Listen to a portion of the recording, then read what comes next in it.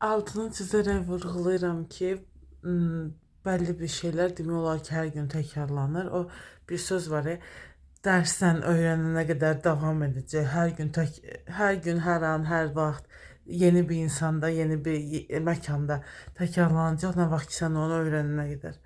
Ə, Bunu elə bir şey kimi də düşünə bilərsiniz, tamamilə başqa bir durumda düşünə bilərsiniz.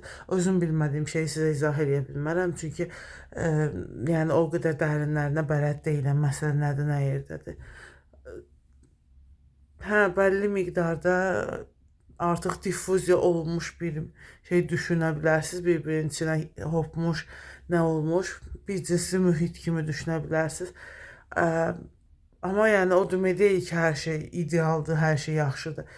İnsan zəiflikdən bir müddət birilərinə tabe ola bilər, tamamilə yəni öz məğlubiyyətini anlaya bilər, amma bir müddət sonra yenidən özünə güc tapıb tamam başqa bir şəkildə vəziyyətə meydan oxuya bilər. Belə izah edə bilərəm fikrimi.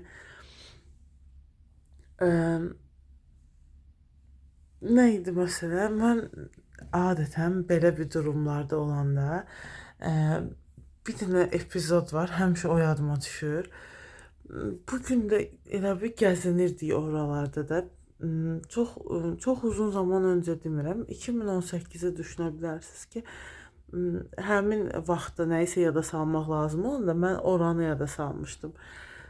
Bu gün də keçdi belə əvvəlki illərə aid şəkillər falan gözümün önündən keçdi ki, mən hal-hazırdakı durumda nəyi yada sala bilərəm deyə. Ə, Qəribə bir şəkildə gözümün önünə gələn şəkillər, yaxşı ki, həmin zaman dilimində çoxlu şəkil çəkdirmişəm və hal-hazırda həmin zamana dair keçmişə yolculuq yapdığımda yadıma düşən o şey hər hansı bir anı olmasa belə o şəkillər hesabına bir şeylər beynimdə canlandıra bilirəm. Bəzən olur ki, insanlar deyir ki, keçmişimə aid şəkillərin demək olar hamısını itirmişəm və yada da sala bilmirəm. Bəlkə də o nöqteyi nəzərdən müqayisə aparanda beynimdə, fikrimdə ona şükür elədim ki, yaxşı ki, mən hal-hazırda keçmişə aid, keçmiş deyəndə 30 il əvvələ aid də bir növ heç nə yada sala bilmirəmsə əgər, yaxşı ki, o şəkilləri gözümün önünə gətirə bilirəm. Yaxşı ki, o şəkillər var olub, yaxşı ki, mənim yaddaşıma hal-hazırda belə-belə fırlananda o şəkillər belə-belə düşür və mən lazım olan tapşırığı yerinə yetirə bilirəm. Orada qəşəng bir şeylər deyə bilərəm. Bir dənə gözəl bir bağ var, iri-iri meyvələri orada görmüşəm ilk dəfə. Bakıdan uzaqdadır təbii ki. Azərbaycanın ən gözəl yerlərindən birindədir. Yox, Qax deyil. Səhv eləmirəmsə Qəbələ idi. Deməli, nə demək istirdim? Epizodlarda, anılarda o var idi. Daha sonra bir dənə sarı kostyum var idi. Həmin o şəkillərdən yada düşdüyüm kostyum. Tam dəqiq bilmirəm neçə yaş, yəqin ki 6 yaşdan söhbət gedir. Saçaqlı dəsti idi, şortikdi. Balıq etli bir uşaq düşünün və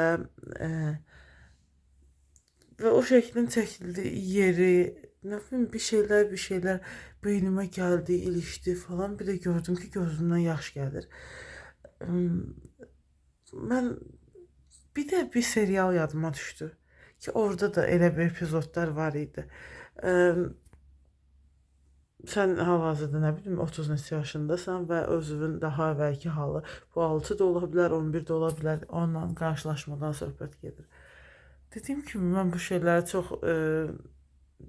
yəni zamanda yolculuq yapmaq olsun, nə bilim bu şeyləri çox tətbiq edən, inanan, təbii ki, kimsə inana bilər, edə bilər, özünü yaxşı hiss edirsə, niyə olmasın? Hansı texnikalar, metodları işlədən enerjisini təmizləmə olsun, o xoş enerjili insanları görəndə təbii ki, o onun uğurudur. Hansısa bir mənfi enerjilər özünü uzaqlaşdıra bilir. Hər gün yenidən nə qədər yorğunluq da çöksə bədəninə, ruhuna, o həmin pisliklərdən arına bilir bir şəkildə. Biri uşağı ilə oynayanda ola bilər, o birisi nə bilim hansısa başqa üsulla ola bilər.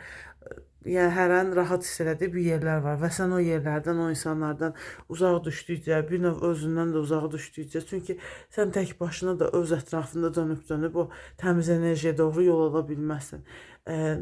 İnsanda, çox da dərindən tanımadığımız insanda və ya elə dərindən tanıdığımız insanlarda, dərindən də dediyim, bir insanı sən hər gün görə bilərsən uzun illər boyunca, onu da nəzərdə tuta bilərsən. Ya kimisə 16 yaşda tanıyarsan, bir də 36-da görərsən. Yəni onun sən daha yaxşı bir halını görmüsən də 16-da. İndi də çox fərqi hiss eləməyə bilərsən. Elə bil sanki illər keçmir, sanki eyni adamdır. Yəni o olur da. Mən bilmirəm o mənə necə baxırdı, amma mən onu sanki elə görürdüm olduğu kimi. Səyahət da 5%-ə düşür. Videonu yekunlaşdırmalıyam. 6 dəqiqəyə gəlirik. İşıq da artıq söndü. Özümü də görə bilmirəm danışanda. Nəysə. Yəni dərindən tanıdıq deyəndə başqa nə nəzərdə uşaqlıqdan tanıyıb bildiyim bir adamı düşünə bilərsən, ya dost olaraq, ya sonradan onunla partnyor ola bilərsən. Nəsə də bu mənada dərindən tanımaq. Ya kimsə çox elə sıfırdan bir yerdə böyüdüyün kimsə ola bilər, ya öz lap yaxın ətrafından. Yəni kimsə görəndə o dəyişimi başa düşürsən ki, o öz üzərində işləyib tək və ya cüt, tək və ya kimləsə işləyib ki, bu hala gəlib. Mən inanmıram. Bu gün fərqinə vardım ki, o insanlar var ya, 1-2 nəfər hal-hazırda gözümün önündən keçir. Onları görəndə enerjisinin nə qədər xoş olduğunu, son vaxtlar xoşluğa dəyişdiyini, saçın rəngi ilə olan şey deyil bu. Tək saçın rəngi ilə insanın enerjisi yumşalmaz. Birini görmüşdüm, demişdim ailə. Sonra birini yeni bir adam olaraq tanımışdım. Köhnə şəkillərinə baxmışdım falan. Anlamışdım da kimdir, nədir. Sonra enerjisinə baxdığım zaman fikirləşsən ki, bu heç həyəcanlanmır, heç hayal kırıklığı yaşamır. O qədər yəni tərtəmiz bir enerji şeydirdi. Sonra başa düşürsən ki, yox, o üzərində işləyir ki, belə olsun. Çünki havadan, göydən bir şeylərdən gələ bilməz də bu.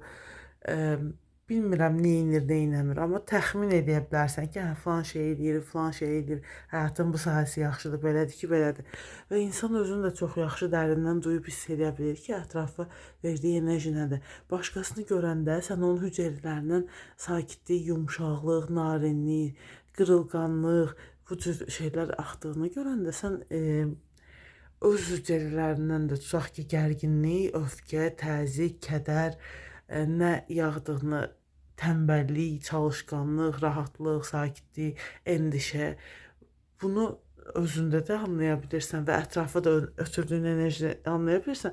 Amma anlamaq da yetmir də, yəni sən onu da dərk edirsən ki, mən ətrafa bu enerjini ötürə bilirəm. Amma heç nəyi düzəldə bilmirəm də. Tutaq ki, beynimin hansısa bir burasında knopka yanır ki, aydınlanma yaşayırsan ki, hə, filan şeyə görə deyə bu. Filan şey belə olsa belə olur. Elə olsa elə olar. Qazanc itkidir də, mübadilədir, hər şey alma vermə balansıdır. Yəni